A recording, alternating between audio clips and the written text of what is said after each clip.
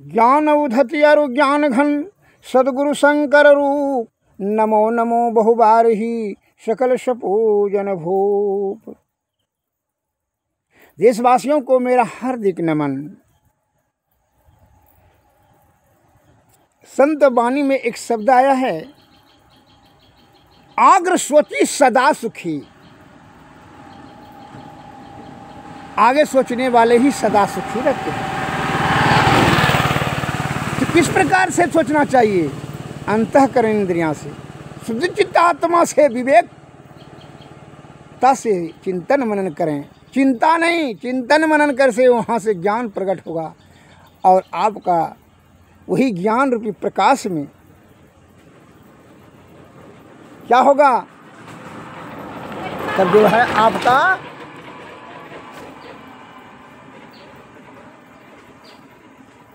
समस्याओं का वहाँ समाधान निकलेगा, वही प्रकाश।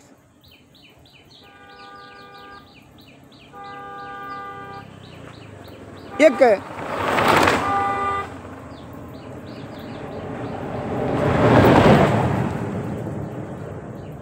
राज्य में यह नियम था कि जो राजा बनेगा वह 11 वर्ष तक ही राज का काज संभालेगा, सुख भोग जो भी करना है वो 11 वर्ष तक ही। और 11 वर्ष के बाद उसको क्या करना होगा? उसको जंगल में जाकर के उसको छोड़ देगा। राज का आदमी, राज का कर्मचारी उसको जंगल में छोड़ देगा। वहाँ जंगल में ही भटकना होगा, गांव ग्राम नहीं आने का परमिशन रहेगा। आज्ञा उसका गांव ग्राम घुसने का नहीं रहेगा, अर्थात फिर जंगल में वास करना होगा उसको। एवं प्रकार से बहुत राजा को ऐसा कष्ट हुआ। राज 11 वर्ष करता था, फिर जंगल में छोड़ता था। बाघ, सिंह, हाथी, सियार ये सब उसको खा लेता था। जंगल में कितना दिन रहेगा? वो खत्म हो जाता था। एक राजा बना तो वह भी जब 8-10 वर्ष बीत गया, समय बीत गया, तो वह भी चिंता करने लगा कि अब तो है, जब समय पूर जाएगा तो हमको भी जंगल में जाके छोड़ देगा, बड़ा मुश्किल है। बड़ा चिंता में रहने लगा।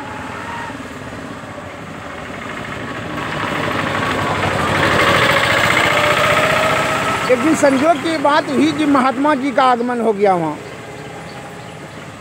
वो बड़ा ज्ञानी थे महात्मा जी। उनका चिंता देख करके राजन क्या बात कहे, बहुत चिंतातुर हैं। तो राजा साहब ने सभी बात जो स्पष्ट किया, बताया कि भाई आप तो हमको जो है ना 1 साल के बाद जो है हमको जंगल में छोड़ देगा, तो बाघ, सिंह, हाथी सब खा लेगा, मार देगा, ख़त्म कर देगा। क्योंकि यही ना अभी 1 साल समय है ना, हम बता देते हैं आपको। अभी तो आपको पावर सब है कि हाँ, क्योंकि सुनो हम बुद्धि बता देते हैं। राज के खर्च से तुम जंगल के बीच में ही पोखर, नदी, घर, मकान, नौकर चाकर, खेती बाड़ी सभी वहाँ बनवा दो। गाय भैंस वहाँ भी लाकर वहाँ रखवा दो, और जो बहुत से सिपाही भी वहाँ रखवा दो, यही खर्च से। कहा अभी तुमको पावर है, क्योंकि जी हाँ यही खर्च से तुम और जंगल के बीच में ही बनवा दो। यह सुझाव बड़ा उनको उत्तम लगा। वैसा ही राजा ने किया कि अपने पैसा के खर्च, राज के खजाना के खर्च से पैसा निकाल करके वहाँ नौकर चाकर, मकान, राजमहल वहाँ भी बनवा दिया। गाय भैंस, सर सिपाही सब वहाँ, खेती बाड़ी भी वहाँ काम होने लगा। अब जैसे इसका 11 साल पूरा, तो जो क्या करते हैं उसको कर्मचारी, यहाँ का कर्मचारी उसको निकाल दिया, जंगल में जाकर छोड़ दिया। बस जंगल के वहीं जो है अपना जो पहले बनाया हुआ मकान तो उसी रहने लगा। मेरा कहने का तात्पर्य है, इस कहानी से यह शिक्षा मिलता है कि जीवत ही करुआ साधु भाई, जीवत समझे, जीवत बूझे, जीवत मुक्ति गढ़ साधु भाई। अभी मिला तो तभी मिलेगा, नहीं तो जमपुर वासा साधु भाई, जीवत ही करुआ सा। आप जो आज और कल पर ये सब टाल मटोल की प्रक्रिया पर जो आप अपना शुभ घड़ी या अनमोल आयु को जो गंवा रहे हैं, यह सबसे बड़ी भारी भूल कर रहे हैं।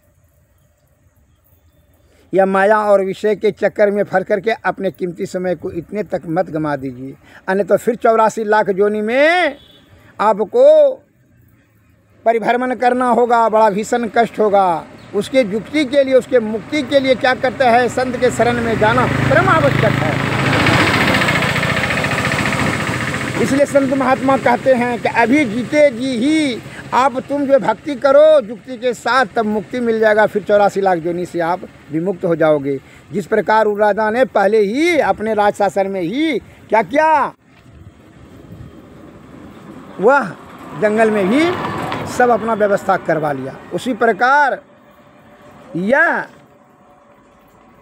आगे की ही व्यवस्था अभी कर लो। स्वस्थ को सबल, सुरक्षित, सुव्यवस्थित, निरोगवान रखते हुए आयुर्वेद का सेवन करें तो निरोगवान आरोग्यवान रहेगा। और संत के शरण में जाएं, उनका भक्ति भेद लेकर के युक्ति के साथ में भक्ति करें तो मुक्ति हो जाएगा। यह लोक और परलोक दोनों में आपको सुख और शांति मिल जाएगा। तो उसके लिए मैं वैद्य होने के नाते आपको मैं बताना चाहता हूँ कि सर्वप्रथम हृदय रोग के लिए, हार्ट रोग के लिए, हार्ट रोग क्यों होता है, 3 कारण से होता है।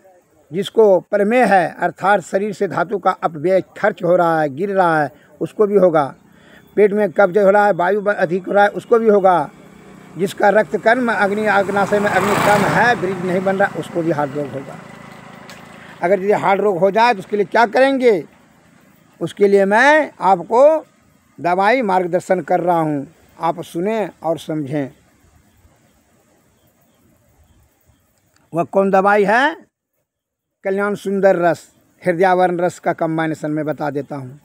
शोधित पारा, शोधित गंधक, दोनों को कजली बना लीजिए खरल करके, तब उसमें आप अबरक भस्म, बंग भस्म, शंख भस्म, शुद्ध सुहागा, ताम्र भस्म, ये समान भाग में देकर उसमें दे दीजिए। और तब जो है त्रिफला चूर्ण, त्रिकुटा चूर्ण, उसमें सीतावर, अश्वगंध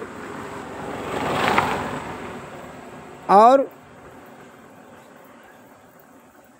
सालपर्णी, पुष्पपर्णी, निशोथ,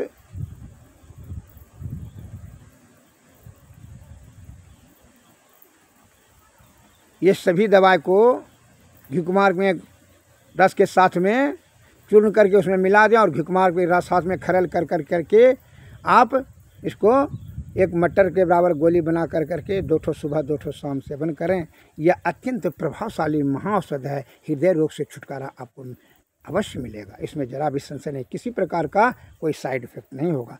विस्तृत रूप से जानकारी प्राप्त करने के लिए आप हमसे मोबाइल पे संपर्क करें 93 34 70 46 25। चिकित्सा सेवा की आवश्यकता हो, आप हमारे चिकित्सालय पर आने का कष्ट करें। मैं निरंतर आपका सेवा में कर रहा हूँ 40 वर्षों से और आगे भी करता रहूँगा। जय भारत, जय हिंद, धन्यवाद।